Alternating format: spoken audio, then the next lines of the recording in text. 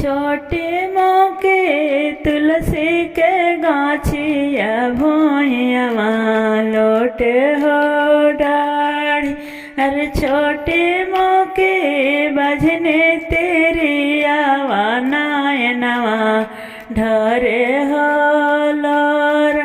अरे डलिया लावे गईने दीनानाथ डोमी नीके दोकान। अरे डोमिनी के लाई कवाए दीनानाथ दिला दूर दूराई। अरे दूर हो खो दूर बजने तू हमा रे हो दुआर।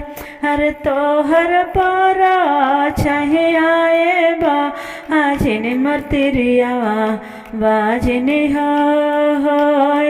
अरे फलवा लावे गईनी दीनानाथ तू रहा वाके दोकान।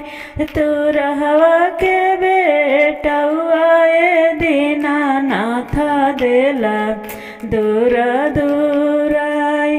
अरे दूर खा दूर बाजिने तू हमा रे हो दोकान। अरे तोहर पारा चाहिया बाजिने अमर तिरियवा बाजिने हो जाए। अरे सोने के खारवाए दीनानाथ पिया रहो जाने।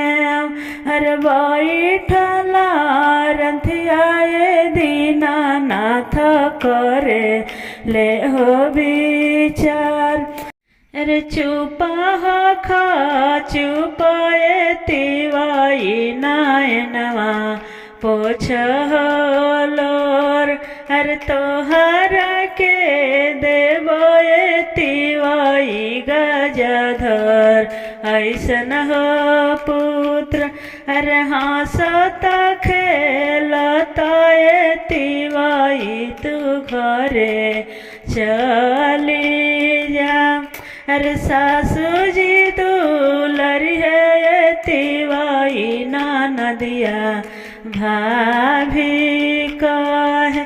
अरे गोतिन बाए रनियाए तिवाई बहिनिया कही बोला।